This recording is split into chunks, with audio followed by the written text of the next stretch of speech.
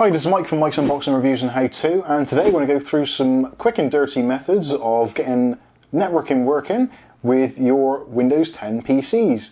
Now this is with Windows 10 Home Edition and also with Windows 10 Professional, and we're kind of mixing and matching between the two. I am by no means a network administrator, and I am also not a security expert, so obviously the methods used in this are entirely down to your own risks. I would certainly recommend hiring an IT professional to set up your home network or your business network if you see fit. These are just some of the methods I use to get my files shared across my home network, and hopefully it's of some use to you. So let's go to the computer and let's dig straight into it. Okay, so we're on our Windows desktop now, just so you can see which version I'm on here. Let's go to System, and you see it's a Ryzen 1700, nothing particularly out of the ordinary. We're using Windows 10 Pro on this particular one, but the same things work with Windows 10 Home as well. Okay, so first of all, let's get some groundwork done. So the first thing to do is to make sure that your computer is actually going to be able to be shared on the network. So by that I mean, is it actually on the right network at the moment? So within Windows there's options for a private network, a public network, and all those kinds of things. So to find out what yours is on, an easy way of doing it is to right click on your network adapter down in the Start menu. Right click and choose Open Network and Internet Settings. Now you can get to this through the control panel if you want to from Network and Internet, but for me that just seems a little bit quicker. So the first thing to do is to change your network or change your connection properties, and this will pop up the network profile. So what you want to do here is to make sure that you're in the private section. So as it says there, for a network you trust, such as the home or work, your PC is discoverable and can be used for printer and file sharing if you set it up. If for some reason your PC is set to public, that means essentially you're going to be slightly firewalled, so you won't be able to access your files and shares. So make sure that you've got the network profile set to private. That is a very good start. Okay, so next from that is to make sure that you've got all your services running. Now with the Windows updates recently, some of the services have been cancelled or stopped or set to manual. So let's go type in services and open up the services app. Now you will need to be administrator to be able to do this. Scroll down here until we get to F, and you want to make sure that function discovery provider host is running and is set to automatic. You may find yours is set to manual. If it is, or you can just change that. So right click and go to properties, and then when this comes up you can change it startup type. Yours may be set to manual or even disabled, but just set it to automatic and then hit apply, and then you're all good. And then do the same for the same underneath. So function discovery resource publication. This is basically what tells the rest of the network what your PC is, what's shared, all those kinds of things. So again, make sure that that is enabled and running. Again, if it isn't, right click, choose properties. Where it says startup type, yours is possibly set to manual, but just set it to automatic, hit apply, then OK, and then you're done. Now there are other options you can add to get this working, which we won't go into. I went into a previous video, but most of those problems from previous settings have actually worked themselves out now, and I think it was one of the network awareness things. Again, you don't really need to do that now, it's all been sorted out, so as long as you're using Windows 1909, then you should be fine. Obviously, this video's done in December 2019. If you're running on a newer version, then you should be absolutely fine. Okay, so the first thing to do is to work out what you actually want to share. So if we go into, we're going to the network settings again, and we're going to managing advanced settings. So you can go via here, control panel, network and internet, network and sharing center, advanced sharing settings. So make sure here we've got private, we're set to, current profile is set to private. If it isn't, obviously go back and change it so that it is on private, as we discussed just now. So in network discovery, make sure that you've got turn on network discovery and also turn on automatic setup of network connected devices. With file and print sharing, obviously you want to share files and possibly you want to share a printer as well. So make sure that you've got that set to turn on file and printer sharing. Very important. Now you can open up these other ones, guest in public.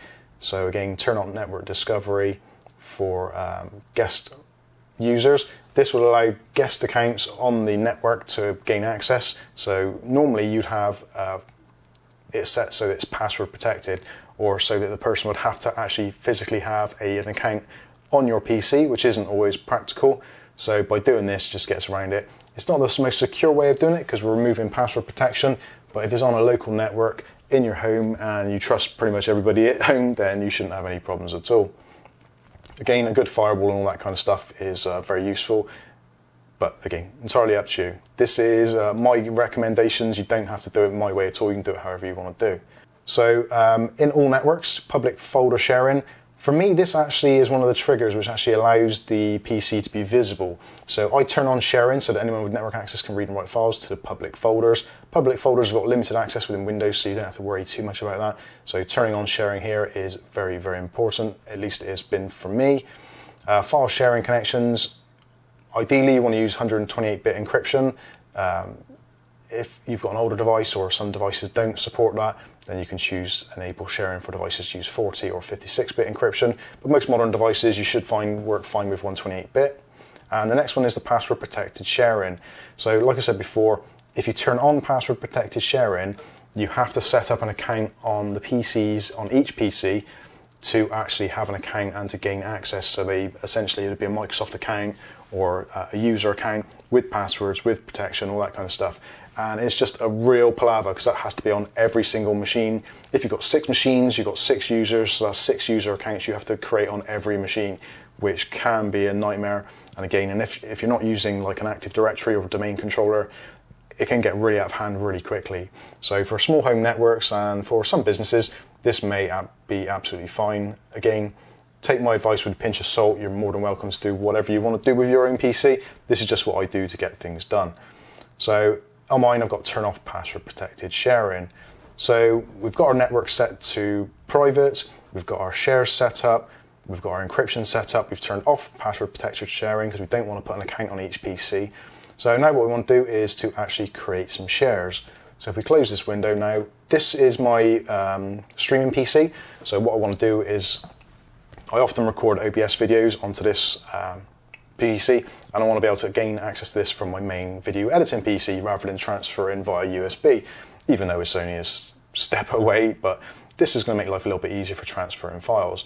So what I'm going to do is go into my folders, and the one I want to do is my videos folder. That is where everything is currently getting changed to. So there's various ways of sharing it. For me personally, the easiest way that I find is to right click and then choose give access to, and then we can go to specific people. And at the moment, as you can see, it's got me there. So what I'm going to do is I'm going to add everyone. And then I'm going to change the options for permissions to read and write, so I can copy files to and fro if I wanted to. Again, this may not be perfect for you, but again, for me, it works no problem at all. Then all we need to do is to click on share.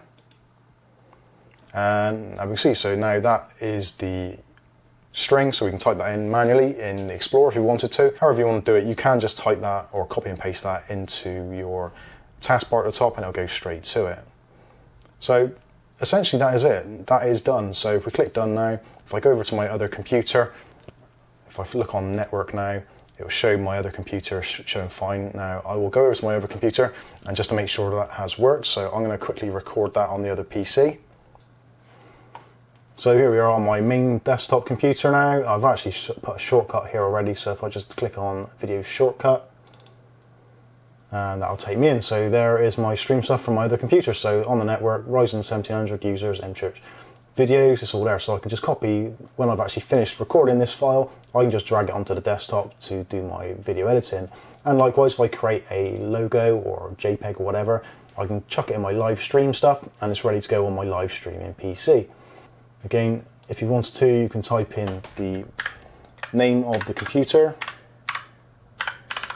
with the slashes in there, and that will open up all the shares. So there we go, there's Ryzen 1700, so users, go into there, and there again is my videos folder. And if you want to, you can then copy that and do send to desktop, create shortcuts so you've got direct access like I've done already. But essentially that is pretty much it. Now obviously this is a relatively quick and dirty way of doing Windows file sharing. It works fine for me and it is almost as simple as the previous home group setting, which has now been kind of shelved. But this works for me, so I use it quite frequently. It's good because we've got quite a few PCs here so we can share stuff around. But again, use this guide at your own discretion. It may be helpful to some. Even the first couple of steps of adding the extra services may fix your Windows networking problems. If you've got any other further problems and you want any help or advice, you're more than welcome to put them in the comments section below or join us on our Discord server and we can chat about it there. But in the meantime, I've been Mike, this is Mike's Unboxing Reviews and How To, and hopefully we'll catch you in the very next video. Thanks for watching.